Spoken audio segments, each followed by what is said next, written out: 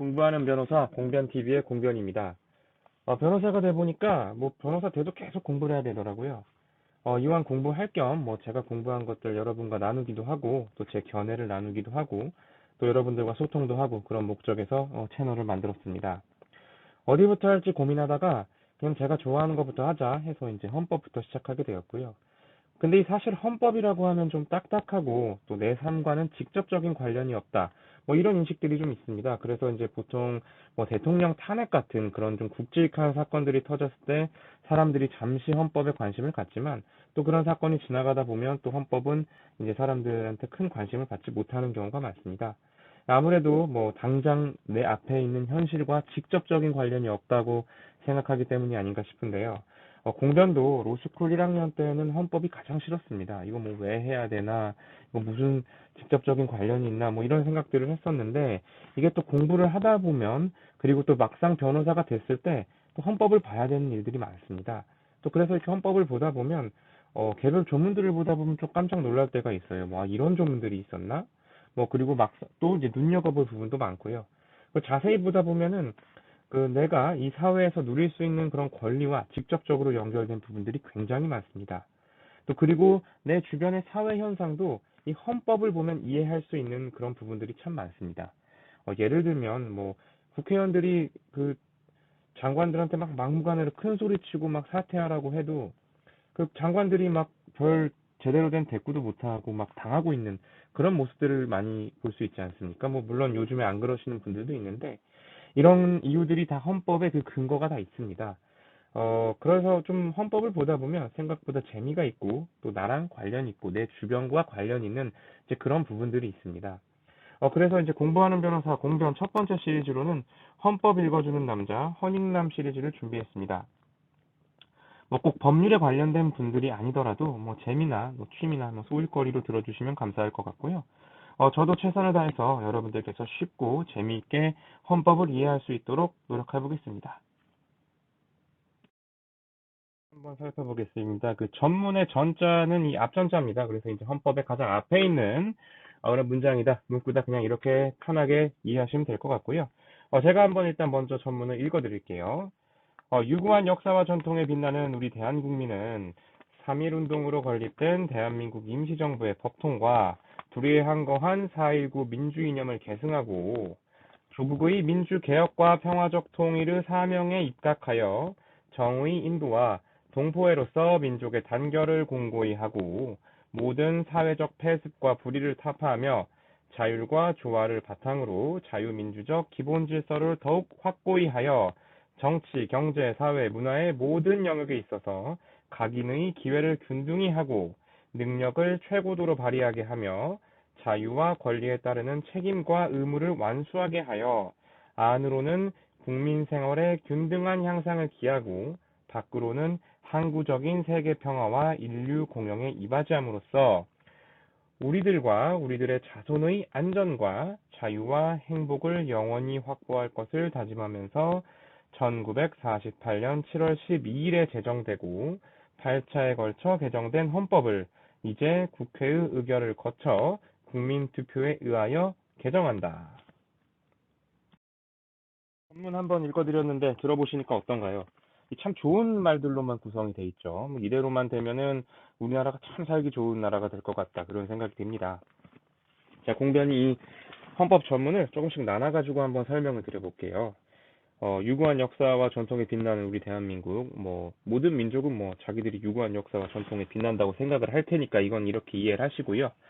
어, 3.1운동으로 건립된 대한민국 임시정부의 법통과 불의에 항거한 4.19 민주이념 계승. 이 부분은 이제, 우리 사회 통합의 당위성과 또 우리 대한민국 정부의 정통성, 뭐, 이런 부분에 대한 이제 선언적인 규정입니다. 그래서 이제 우리 대한민국 정부라는 게 3.1운동으로 건립된 대한민국 임시정부의 법통을 계승했다. 그리고 이 민주화 이념, 4.19의 민주 이념을 계승했다. 이 부분을 명시한 것이고요. 그 다음에 이제 다음에 나오는 게 우리 민족의 사명과 목표인데요. 보면 이제 조국의 민주 개혁과 평화적 통일의 사명, 즉 우리 민족의 이 사명이나 우리 민족의 목표가 민주 개혁과 또 평화적 통일이라는 것입니다. 뭐, 당시 헌법 개정될 때는 이제 민주화가 완전히 이루어지지 않았기 때문에, 물론 뭐, 민주화라는 건 뭐, 끝이 없습니다. 지금도 뭐, 여전히 이제 민주적으로 조금씩 조금씩 가는 그런 과정에 있는 것이고요. 그래서 이제 그 민주개혁과 그리고 평화적 통일, 이 두 가지가 이제 우리 민족의 사명이라고 전문은 이제 선언하고 있습니다. 그럼 이제 이 평화적 통일을 어떻게 하냐? 어, 정의 인도와 동포애로서 민족의 단결을 공고히 해서 하라고 하네요. 그리고 이제 이 민주개혁은 어떻게 하냐? 이 민주개혁이라는 거는 근데 여러분이 이제 민주개혁이라고 하면은 보통 정치 권력의 민주화를만을 생각하시는데 사실 이 우리 헌법은 나중에 뒤에서 설명드리겠지만 이 경제의 권력의 민주화도 규정을 하고 있습니다. 그래서 이 민주개혁이라는 것은 정치 부분, 정치 권력 부분에서 그리고 이 경제 부분에서의 민주화를 다 의미하는 걸로 이해하시면 되겠습니다. 자, 그럼 이 민주개혁 어떻게 하냐? 자, 모든 사회적 폐쇄과 불의를 타파하고 또 자율과 조화를 바탕으로 자유민주적 기본 질서를 더욱 확고히 해서 이제 이 모든 영역에 있어서의 이 국민들의 기회를 균등하게 하고, 즉 기회의 균등, 또 이 기회의 균등을 바탕으로 각자의 능력을 최고도로 발휘하게 해서 한다. 뭐 그런 뜻입니다. 아, 정말 좋은 말인데 이게 쉽지가 않습니다. 뒤에서 바로 설명드릴게요.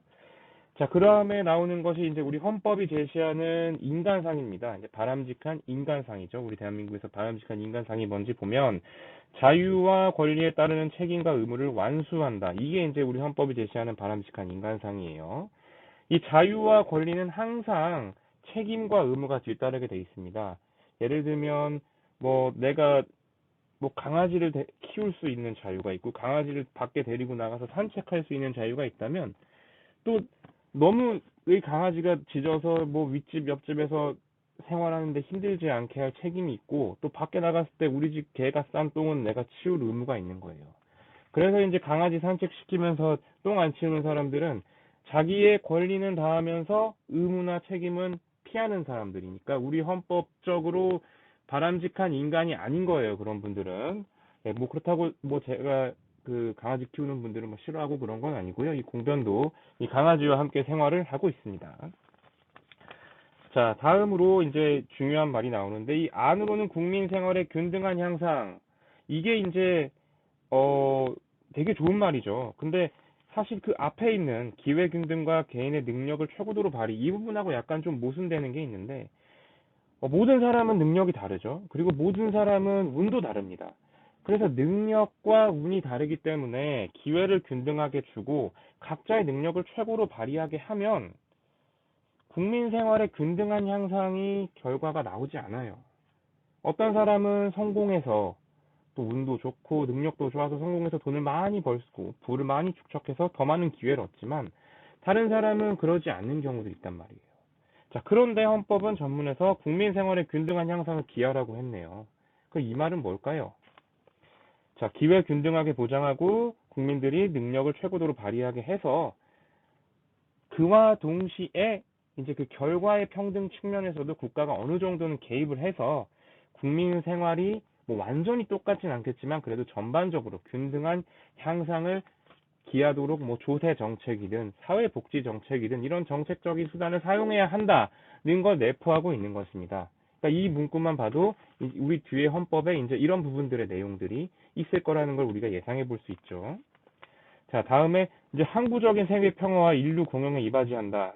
참 좋은 말인데 이제 우리가 뭐 어렸을 때부터 학교에서 한국사 배울 때 이제 뭐 침략을 안 하는 민족이다라고 해서 이제 이 바람 정도로 이해하시면 어떨까 싶습니다. 뭐 강대국이 돼서 우리 세계 평화에도 그리고 인류 공영에도 이바지하면 좋겠죠. 근데 이 부분은 좀 그런 정도로 이제 이해하시면 될 것 같고요. 그리고 이제 그 다음에 나오는 부분이 저는 이번에 이, 이 영상 준비하면서 제가 읽으면서 깜짝 놀랐어요. 아, 우리 헌법을 개정하신 분들이 굉장히 선구자적인 그런 시각을 가지고 계셨구나. 왜냐하면은 이 부분 다시 한번 읽으면 우리들 지금 살고 있는 우리들뿐만 아니라 이제 앞으로 미래 세대들, 우리들의 자손들.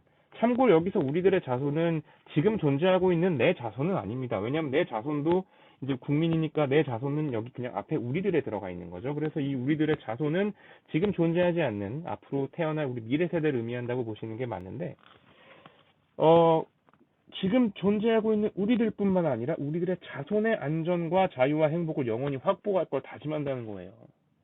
그러니까 뭐 정부가, 우리 국가가, 뭐 국회가 뭐 입법을 하든 정책을 세울 때 지금 존재하는 우리 국민뿐만 아니라 앞으로 태어날 우리 미래 세대도 고려해야 된다는 거예요.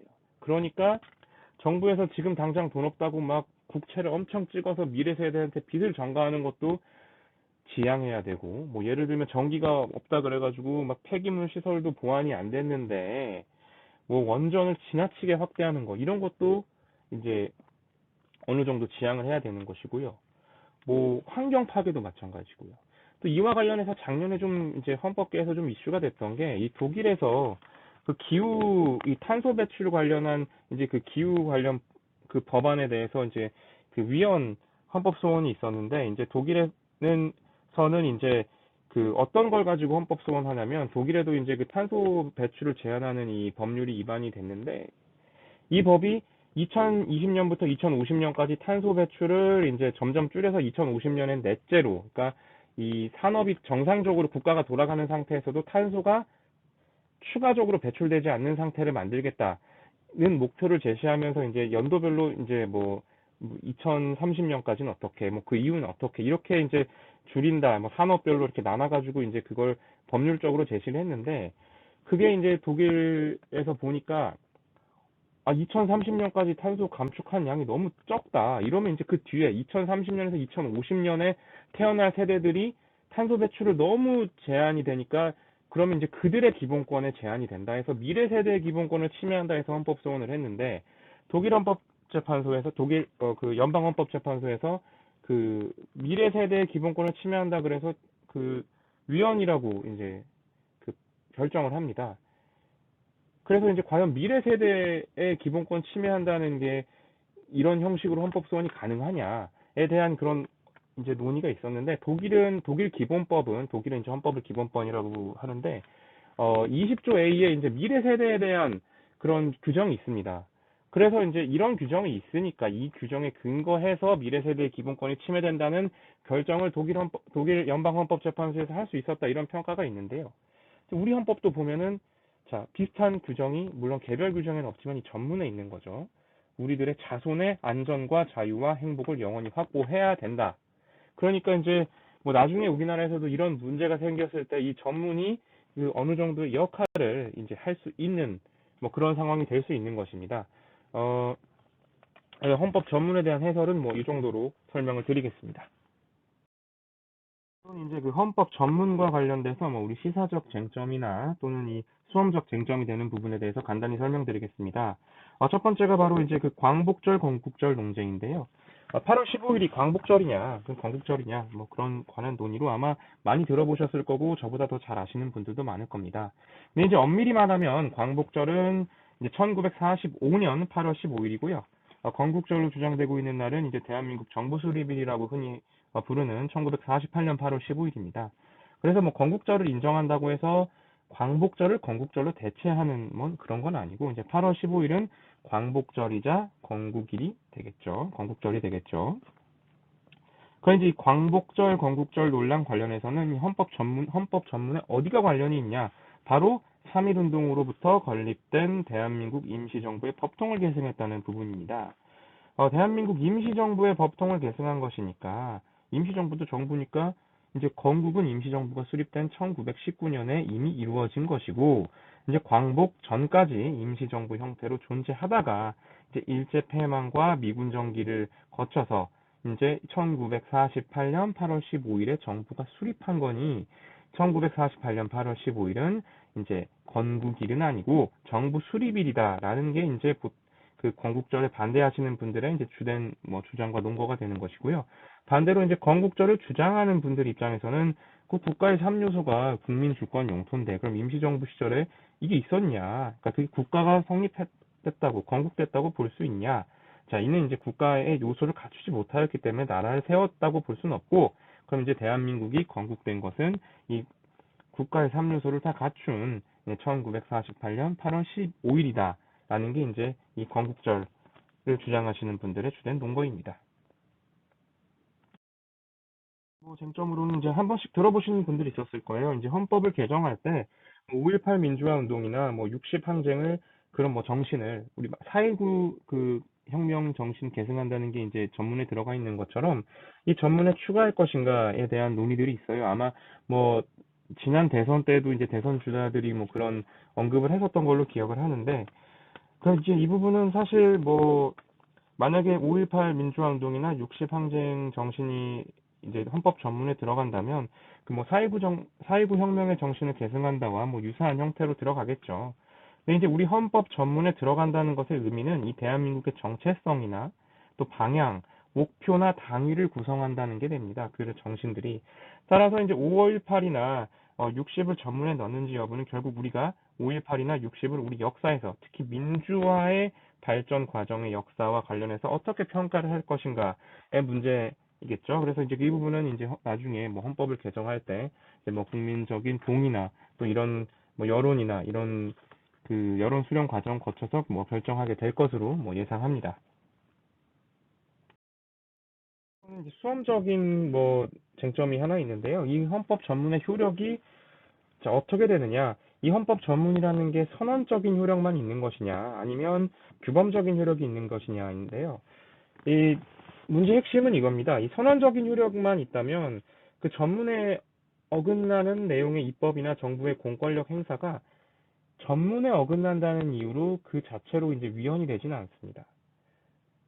물론 이제 헌법의 개별 규정에서 뭐 예를 들면 평등권이라든지 이런 규정에 의해서 기본권 침해에서 위헌이 될 수는 있습니다.